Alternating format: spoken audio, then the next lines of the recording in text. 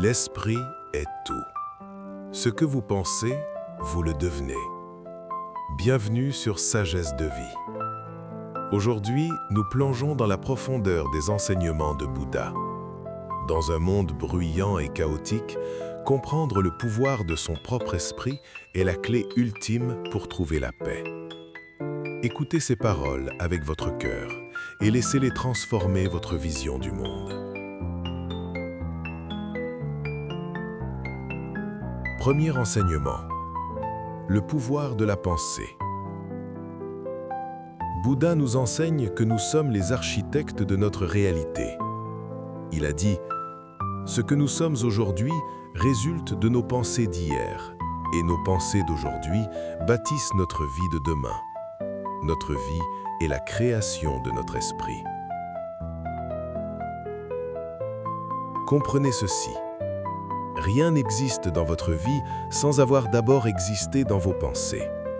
Tout commence par une attention. Si vous parlez ou agissez avec un esprit pur, le bonheur vous suit comme votre ombre, inébranlable. Deuxième enseignement. La maîtrise de soi et la discipline. Le véritable guerrier n'est pas celui qui conquiert des terres, mais celui qui conquiert son ego. Mieux vaut se vaincre soi-même que de gagner un millier de batailles.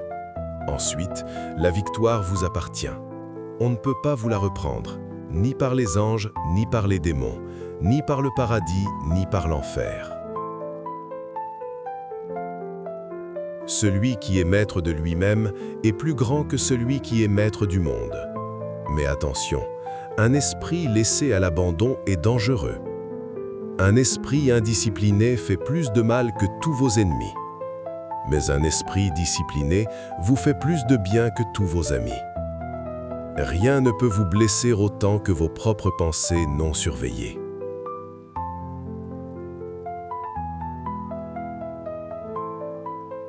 Troisième enseignement. Sur la colère et le pardon. Garder rancune, c'est se détruire soi-même. Écoutez cette vérité frappante. Rester en colère, c'est comme saisir un charbon ardent avec l'intention de le jeter sur quelqu'un d'autre. C'est vous qui vous brûlez. Pour mieux comprendre cela, laissez-moi vous raconter une courte histoire sur la sagesse de Bouddha. Un jour, un homme très en colère est venu voir Bouddha et a commencé à l'insulter copieusement. Il criait, hurlait, essayant de provoquer une réaction. Mais Bouddha restait calme, impassible, avec un léger sourire. Quand l'homme eut fini, épuisé par sa propre rage, Bouddha lui posa doucement une question. « Mon ami, si tu achètes un cadeau pour quelqu'un et que cette personne refuse de le prendre, à qui appartient le cadeau ?» L'homme surpris répondit « Eh bien, il m'appartient toujours, puisque je l'ai acheté. » Bouddha sourit et dit « C'est exactement la même chose avec ta colère. Tu as essayé de me la donner, mais je refuse de l'accepter. Alors, elle te revient. Elle reste à toi. Tu es le seul à souffrir de ta propre colère. » Cette histoire nous rappelle que la paix ne se trouve pas dans la vengeance, mais dans le lâcher-prise. La haine ne cesse jamais par la haine. La haine cesse par l'amour. C'est une loi éternelle. Quatrième enseignement. Le moment présent et le bonheur. Nous souffrons souvent parce que nous vivons ailleurs qu'ici et maintenant.